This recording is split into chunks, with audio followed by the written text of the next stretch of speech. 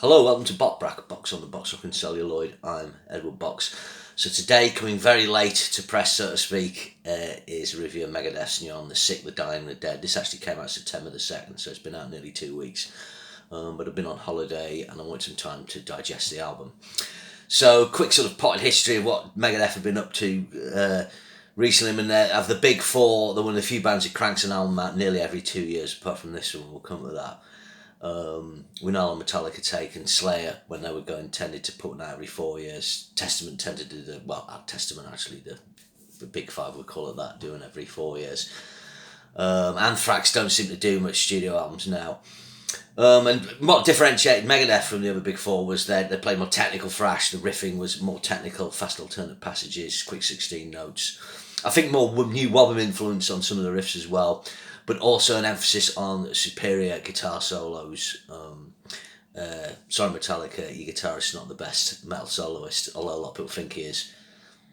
Dan Thrax was more Scott Ian's riffing rather than Dan Spitzer's solos. Slayer, well, not all their solos, like, they're good fun, but they're kind of, a bit crazy play anything, whereas Megadeth had some very good lead guitar players and one of the greatest metal guitar players ever at one point in terms of solos. And let's not forget Mustaine himself, a guitarist who's no slouch. I think he thinks really improved in the last sort of 10, 15 years he's soloing. He's kind of got away from some of the kind of more irritating aspects of his playing. He's doing some good stuff, and of course his riffing is mighty. He's a great writer. Megadeth is Dave Mustaine, and the way he replenishes the band and keeps things going is by lineup changes. A lot of people find lineup changes frustrating. I think in the case of Megadeth, there's the classic early lineup with Chris Poland, Gar Samuelson, Dave Ellison, and then of course you got the great Rust in Peace lineup, which managed 5 albums through Risk. But the way he changes guitars, changed drummer, sometimes he has to change musicians, which has happened recently with his bass player. It just creates, it means the energy, the dynamic changes, and I think that's really, really helped him. Looking back through their discography, I think there's a sort of lean point from people find Risk too popular as The World Needs a Hero. That's got Al Petrelli on. Kind of gets forgotten about that album. And then The System Has Failed was actually Dave Mustaine's solo album, then they kind of had to call it Megadeth. I remember the reviews not being that great for that. But it sold about 400,000 copies in America. And then since the United Abominations, it's been a really kind of consistent run, kind of the only blip being Super Collider. I wasn't that keen on 13, but it was decent enough. Excellent Endgame, United Abomination, Dystopia, a strong return to form from the previous 2 albums.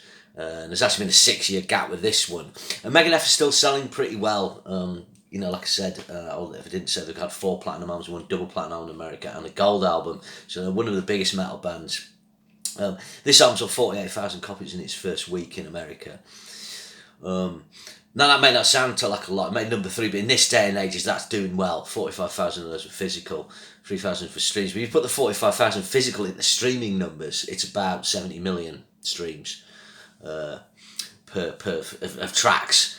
Of albums, because 1,500 streams equals 1 album sale. So you times 1,500 by 45,000, and it gives you that number, I think, or thereabouts. So, they're still out. They're still young. I think they're a band that still get young people into them. They're not like a heritage act, like a hair metal band, who aren't going to replenish their audience. Megadeth is still creating new fans because they've got that legacy.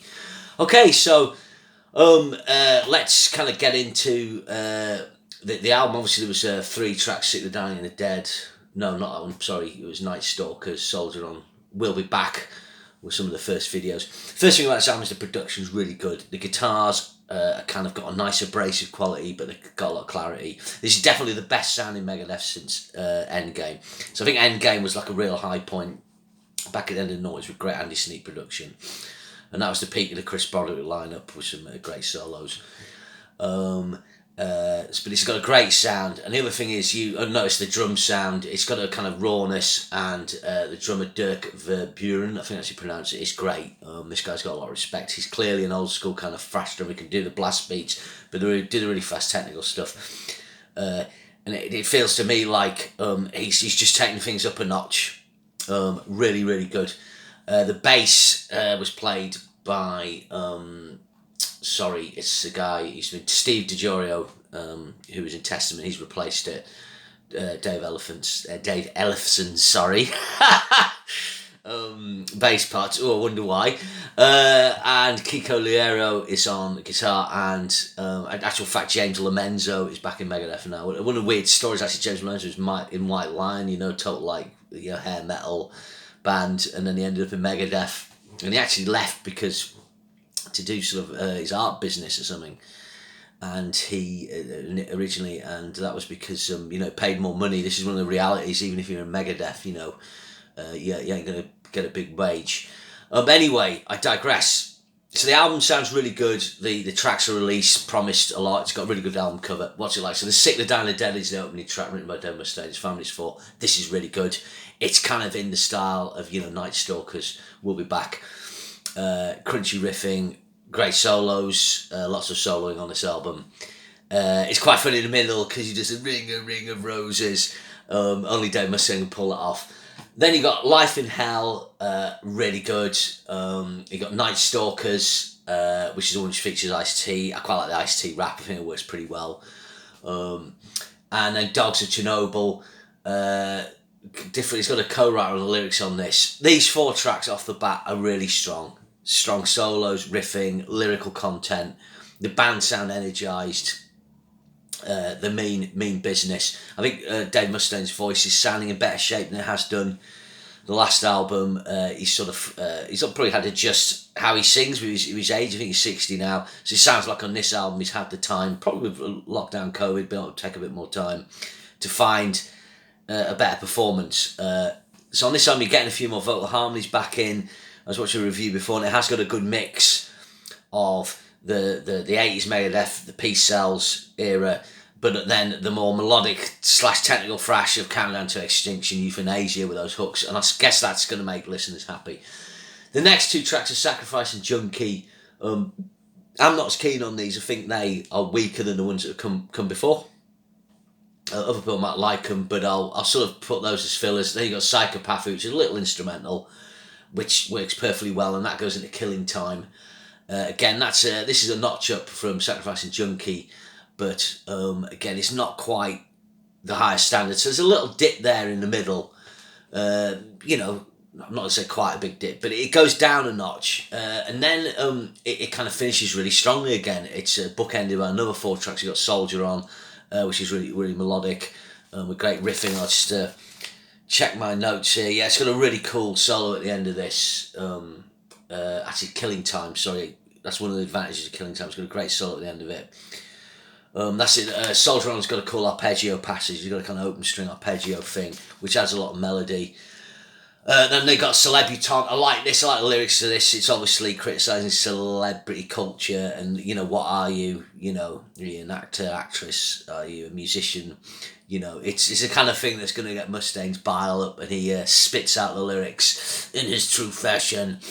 So I like that one. They got Mission to Mars. I'm not so keen on the lyrics on this, but the riffing's mighty. It's got really chunky riffing. I think this track really shows the quality of the rhythm guitar sound on this. Like I said, the sound on this album is full on. It's got an abrasive quality, but it's got that smoothness you need. Just really good, really well put together. I think you can hear from this where they've obviously spent time getting the parts tight, and where necessary, they've probably done some cut and paste to get that real consistency on the riffing and on the parts. Not because they're not capable of playing the whole thing, but just to get that extra nailing, and it's really paid off. And then it finishes off with We'll Be Back, which is an excellent track. Kind of like a classic Judas Priest album where you end tracks sometimes. Actually, one of the best tracks the band's done. Again, I really like the lyrics on this. Kiko Loureiro co-writes the last from track 7 onwards, and he co-writes tracks 4, 5, and 3. So obviously he's a key ally now in the Mustaine. It's his 2nd album. So let's talk about him a bit. I think Kiko's job in Megadeth is to do what I call legacy soloing. Chris Broderick was like that, but Chris Broderick didn't quite have the kind of weirdy Marty Friedman bend swing. He did fast passages, arpeggios, stuff like that. But what Kiko Loureiro does is he puts in a kind of what I call a flat 5 bends. So imagine doing a blues scale, playing the flat 5, putting that Marty note on, or going a note that's kind of off key and bending up. He puts chromaticism in. He puts the exoticness in. Plus he's got the chops. There's loads of fast alternate picking. This G's Mustaine up, I think it's on We'll Be Back. Mustaine is a good solo. One of the things with Mustaine's solo was a tendency of him in the past to play a pentatonic lick and go diddle-diddle-diddle and just do chromaticism. And I noticed at the time Endgame, particularly on the lead break on the opening track, Dialectic Chaos, you could hear Mustaine's tone of vibrato was smoother, nicer, and he, although he was still doing those trademarks, he was kind of trying other things. And like I say, since then I think there's been an improvement in his soloing. I think having better lead players beside him have improved him. And Glenn Drover was a solid lead player, but he wasn't the standard that Chris Broderick was. Or Marty Friedman. So let's come to Marty Friedman. So yeah, Kiko Loureiro is kind of there to kind of ape the Marty Friedman sound. Does he pull it off? Yes, in the sense of doing shredding solos that use the weirdy bends, exotic scales, arpeggios and that. What he doesn't have, obviously, of course, is a Marty's originality, but he doesn't have that smoothness of tone or that sweet vibrato. And that's why, for me, he's kind of, he's a great player, but he's not quite that notch of originality that Marty was, of course. And, Marty Friedman, when he first came out, was on the Shrapnel Cacophony and he was in a niche situation. But he used that to get noticed, and then he joined Megadeth, and probably on the Rust in Peace album, he probably unleashed the best guitar solo of the 1990s. Debate that, but the Tornado of Soul solo, I think it's a lesson for all guitar players out there, particularly ones, a lot of YouTube players and stuff like that, is, you can be that kind of player where you're just doing niche music, but if you want to kind of reach a wider audience, and Kiko Loureiro's made instrumental albums, he's been in Anger, but he's doing Megadeth, he's getting more notice. If you get into something more, not mainstream, but it's got a bigger audience, that's a chance for your playing not only to reach a wider audience, but really shine if you get it right. And Marty Friedman absolutely did. And the 90s was a real dearth for not a lot of great soloing, but along with Dimebag and Zach, Marty Friedman stood tall, and he is one of the greatest metal guitarists of all time. So any guitarist that comes into Megadeth is trying to fill those boots. I think Kiko Loureiro does a good job.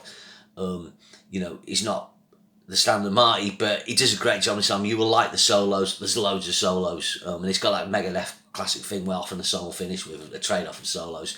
That's, I suppose, it's the interesting thing about Megadeth. Sometimes they have interesting arrangements where they'll do a verse and then they'll have a lead break and then maybe another verse and a bridge, chorus, lead break, and they'll kind of mix things up like that. So what's my mark out of 10 for this album? Well, you've definitely got 8 solid tracks, and I think Killing Time, Psychopathy will give kind of 6 out of 10, so it's kind of 92 out of 120, potentially.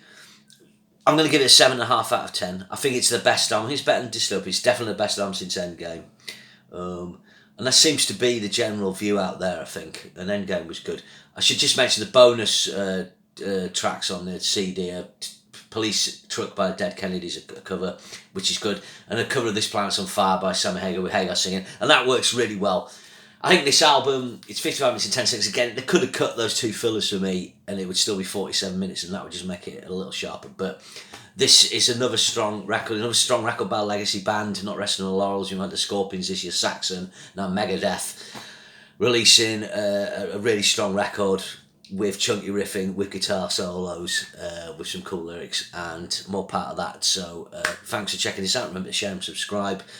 Sorry this has come late in the day, but I think Megadeth, this album's worthy of a review and I hope you enjoyed that. So hopefully see you again soon and thanks very much. Bye.